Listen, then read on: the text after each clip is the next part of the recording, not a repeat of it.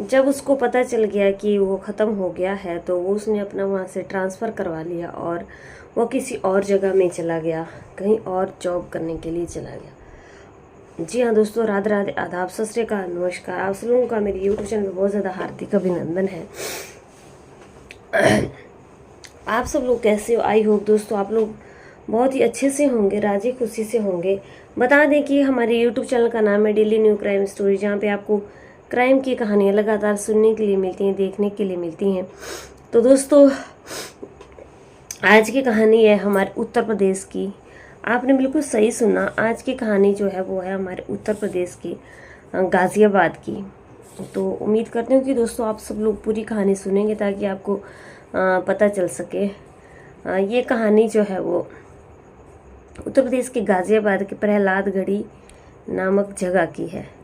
प्रहलादगढ़ी नामक जगह की ये कहानी है, जहाँ पे महेंद्र सिंह जो है वो पास ही एक इंडस्ट्रियल एरिया की एक फैक्ट्री में काम करता था। जुलाई 2022 में जो है वो बहुत संदेह की परिस्थितियों में जो है वो ड्यूटी करते वक्त महेंद्र की मौत हो जाती है। और क्योंकि मौत का कारण जो है वो अभी बिल्कुल भी क्लियर नहीं हो पाया था, तो उसका जो शरीर बिस्तरा है, यानी उसके फेफड़े, गुर्दा और लीवर और आंतड़ियाँ जो हैं वो ये सारे जो बॉडी के जो पार्ट थे उनको सहेज करके रख लिया गया। और इन सारी चीज़ों को सहेज करके जो है वो रख लिया गया एक बर्तमान में, एक शीशे की एक बर्तमान होता है शीशे के टाइप का, जिसमें उसको बंद करके रख लिया गया। और जो जिनकी मौत का कारण पता नहीं चल पाता है, मतलब बाहर के बॉडी से पता नहीं चल पाता है कि उनकी मृत्यु कैसे हुई है, उनका जो है वो अंदर जो शरीर के हमारे बॉडी के पार्ट होते हैं, गुर्दे होती है और गुर्दे होते हैं, फेफड़े होते हैं और लीवर होता है और अंदर आंतड़ियाँ जो होती हैं, उनसे पता चल जाता है कि इंसान की मृत्यु किस वजह से हुई है। अब ये चीज़ें जो है वो उसकी एक वर्तमान में जो है वो शीशे में रख दी गई ताकि मौत का कारण पता ना चल सके, तो बाद में इनसे पता किया जा सके।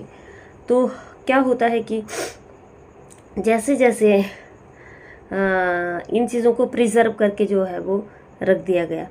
अब क्या होता है कि पुलिस की जांच जो है वो आगे बढ़ती गई, क्योंकि उसका परिवार जो है वो महेंद्र का काफ़ी परेशान हो गया कि उसकी मृत्यु कैसे हो गई। क्योंकि उसके परिवार ने जो है वो, उसके परिवार में उसका भाई था ओम प्रकाश, वो काफ़ी परेशान होने लगा। और उसने फैक्ट्री में पता किया कि उसकी किसी के साथ कोई दुश्मनी थी क्या, लेकिन फैक्ट्री से पता चला कि उसकी किसी के साथ कोई दुश्मनी नहीं थी। और वो अपनी ड्यूटी आता था, जाता था, खाने पीने का भी उसको किसी चीज़ का कोई ऐसा गलत वो नहीं था, मतलब ना वो शराब पीता था, ना उसके अंदर कोई ऐब था गलत। अब सबसे बड़ा संदेह जो है वो ये होने लगा कि अगर उसकी मृत्यु हुई तो फिर मृत्यु हुई कैसे। अब क्या होता है कि उसका जो विसरा था वर्तमान में जो है वो पुलिस ने सहेज करके रख लिया गया और उसके कुछ नमूने जो हैं वो जांच में फॉरेंसिक साइंस लैब को भेज दिए गए।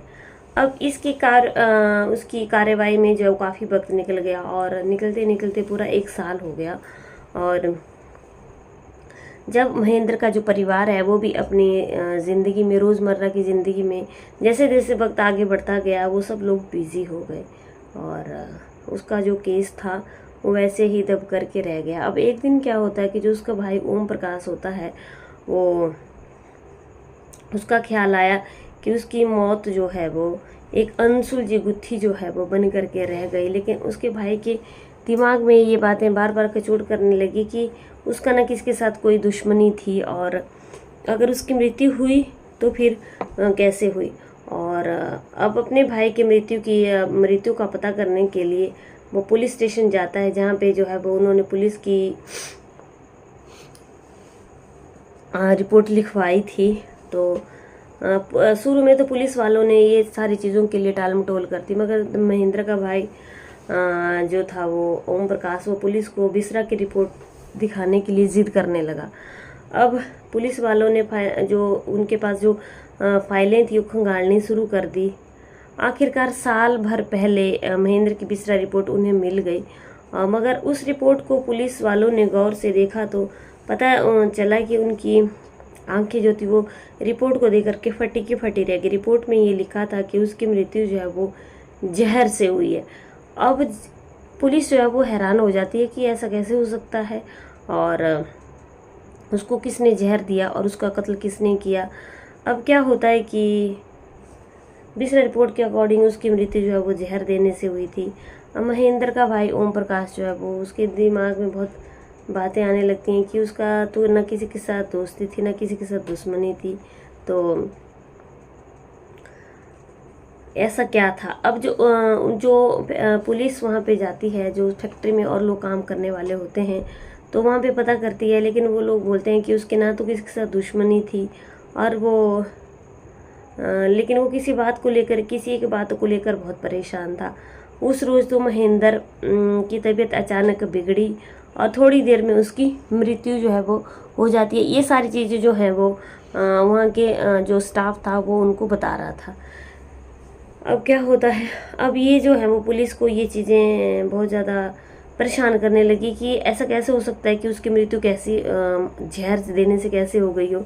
अब साल भर जो है वो ये सारा केस जो है वो एकदम ठंडे बस्ते में पड़ चुका था। बिसरा रिपोर्ट आने के बाद जो है वो गाजियाबाद की पुलिस जो है वो लिंक रोड की उस फैक्ट्री में जाती है और वहाँ पे लोगों से पूछताछ करती है जहाँ पे महेंद्र जो है वो काम करता था।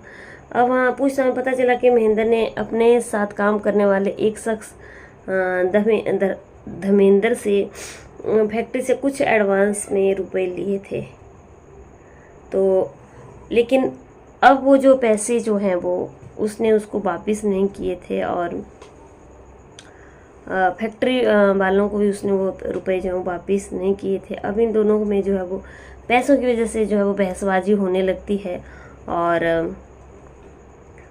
ना उसके भाई महेंद्र ने वो ना तो मैनेजमेंट को पैसे वापस किए ना जो है वो धर्मेंद्र को वापस किए। अब धर्मेंद्र जो है वो क्या करता है, वो उससे काफ़ी जिद में था कि उसने उसके पैसे वापस नहीं किए थे। उसने एक प्लान बनाया, उसने जो चूरन होता है, चूरन में कीड़ों के मरने वाली दवाई डाली और उसको पीने के लिए दे दी। अब जैसे ही महेंद्र जो है वो उस कीड़ों के चूरन को खाता है और क्योंकि उसमें दवाई मिली हुई थी तो वो थोड़ी देर में उसकी मृत्यु हो जाती है। अब ये सब जो है वो ये होने के बाद जब उसकी मृत्यु हो जाती है तो 6 जुलाई 2022 को उसकी मृत्यु हो जाती है।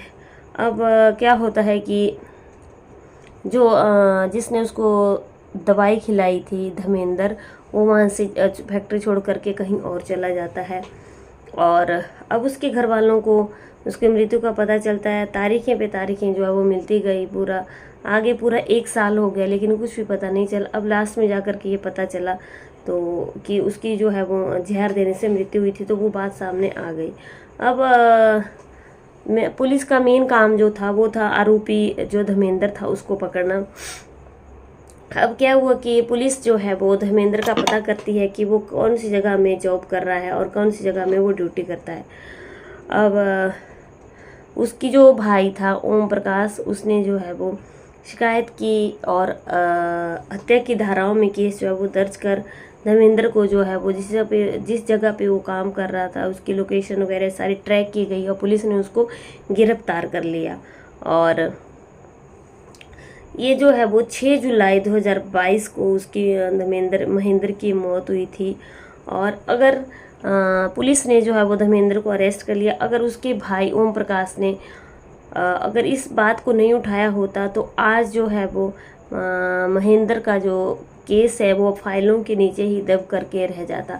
दोस्तों पता इसलिए बोलते हैं कि अगर पुलिस अगर अपनी जिद के ऊपर आ जाए करने के लिए तो इस दुनिया में कोई भी केस ऐसा नहीं होगा जो कि न सुलझेगा।